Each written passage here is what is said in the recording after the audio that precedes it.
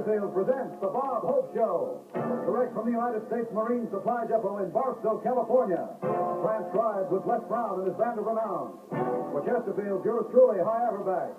Joanne Greer and our special guest, Miss Claudette Colbert. And here he is, Bob Hope.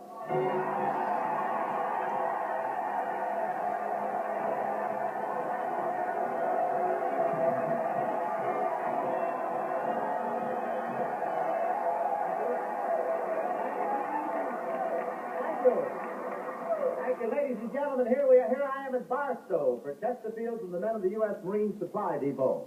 And I want you Marines to know this isn't the first time I've played a dump.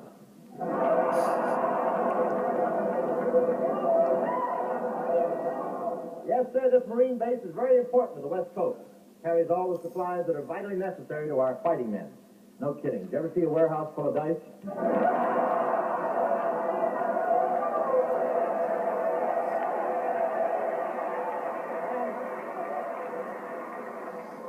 It's easy to see where they keep them. It's 2 square buildings with docks on them. They told me the Marines here can do amazing things with machinery, but I didn't believe it until I found out the one guy here is building his own wax.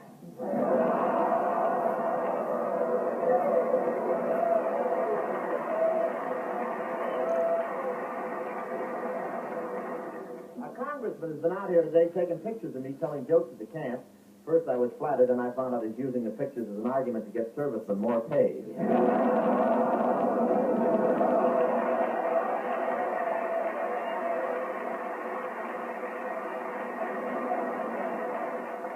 They took a preliminary vote on the salary raise last week, and it was quite interesting. 99 congressmen voted yes, 48 voted no, and a bartender from Victorville just showed up and prayed.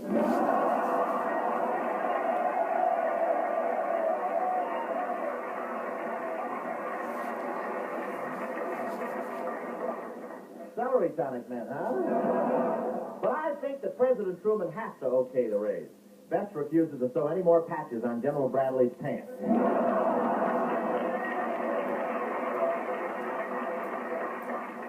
And one sergeant told me today the pay he gets now is just chicken feed.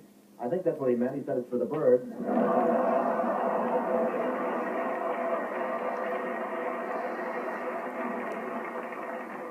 When Churchill heard about the pay boost, he was really surprised. It was the first time he'd heard of Washington giving money to Americans.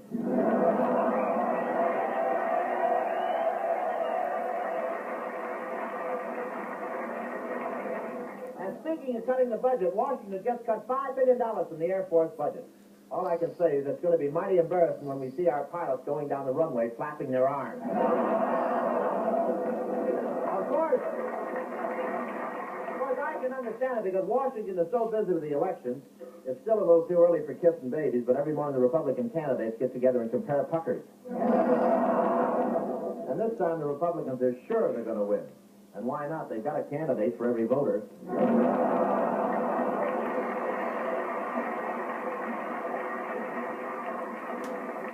Senator Taft feels pretty confident. The other day it rained in Washington, and Mrs. Taft phoned Margaret and told her to close the windows in the White House.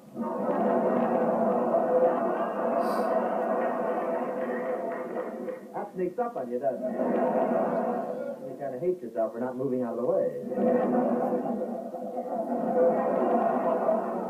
Eisenhower hasn't done any campaigning yet, but he no longer calls the soldiers GIs. Now he just says, fellow voters.